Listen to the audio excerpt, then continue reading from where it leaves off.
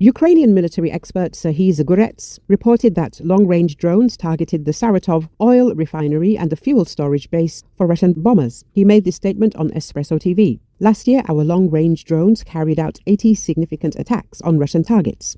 In January alone, there were 20 such strikes, half of them targeting Russia's oil refining, energy and military infrastructure. February is also showing a high pace as more drones are involved in strike operations, Zgurets said. According to him, the targets in Saratov and its surrounding areas include oil refineries along the Volga River. The latest strikes hit the Saratov Oil Refinery and the Kristal base, where fuel for Russian Tu-160 and Tu-95 bombers is stored. In January, at least 2 strikes were launched on the Kristal base, destroying 14 tanks. 4 burned out completely, and the rest were rendered useless. That means just 2 strikes wiped out 20% of the base's fuel reserves. The Saratov Oil Refinery is one of Russia's largest, processing up to 7 million tons per year. Right now, it's on fire. We'll see the full impact later, but this isn't the first time the facility has been hit. And across the river is the Engels airbase, home to Russia's strategic bombers. Zgurets explained. He added that coordinated strikes on oil depots and airfields pose a serious threat to Russia's ability to use its bombers. The impact on Russia's bombing strategy has been felt for a while, but we know that systemic, large-scale attacks must continue, Zgurets emphasized. Recall on the night of February the 11th, Ukrainian forces struck the Saratov Oil Refinery, which handles complex oil processing. Ukraine has ramped up long-range drone strikes into Russia, targeting oil facilities that fuel warplanes, ships and military vehicles, as well as oil refineries that help power the economy.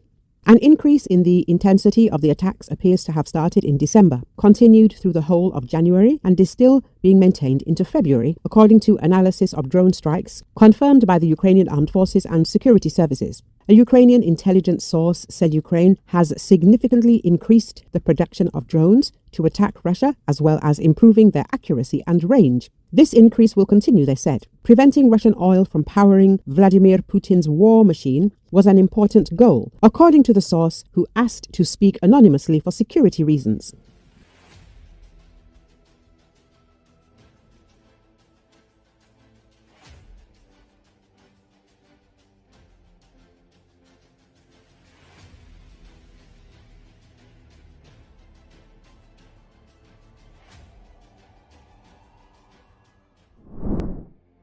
Kremlin spokesman Dmitry Peskov said Tuesday that Moscow is not aware of U.S. Special Envoy to the Middle East Steve Witkoff coming to Russia, Associated Press reported.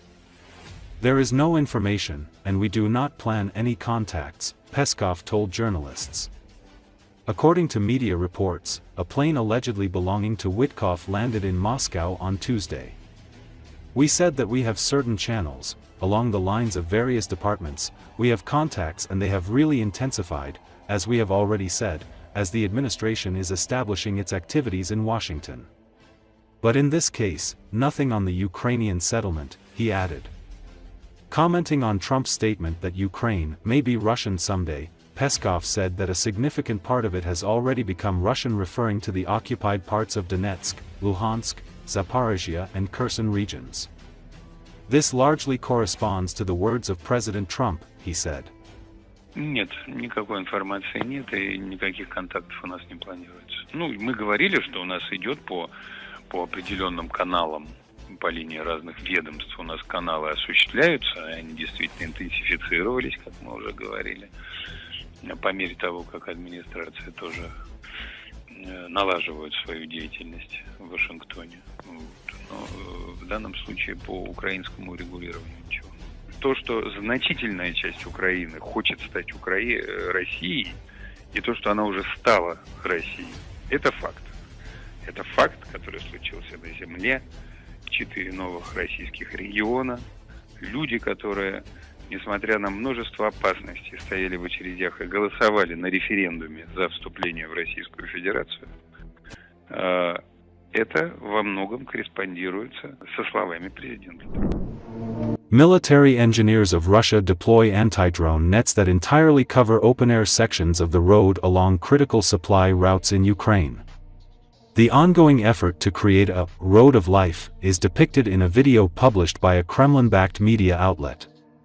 As told by a sapper team commander from the 3rd Army Corps of the Russian invasion forces, his unit was entrusted with an over 2-kilometer stretch of road between the towns of Bakhmut and Chasiv Yar. Ukrainian electronic warfare specialist Serhiy Zgurets, known as Serhiy Flash, reported via Telegram that Russia is constructing nets spanning several kilometers to protect logistics, Defense Express reported. He said that these nets also defend against fiber-optic controlled drones, while smaller nets help block drone-dropped munitions and mines. While the overall scale of the project remains unclear, Defense Express predicts Russia will expand these protective networks if they prove effective.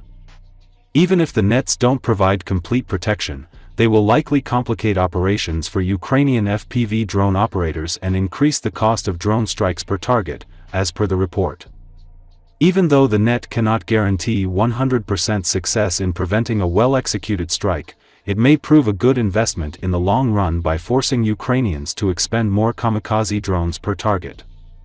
The anti-FPV drone system erected in Donetsk is not the first time Russians have tried to use netting on a grand scale to defeat these fast, highly maneuverable weapons. As media previously reported, the Russians used mesh nets strung between lampposts on a road near Bakhmut to try and break up and deter FPV drones. However, the Ukrainians quickly found a workaround, flying over the nets to strike targets behind them. That system, however, did not have side or top netting that would provide better, encapsulated protection. The following video shows how Ukrainian FPV drone operators overcame that netting.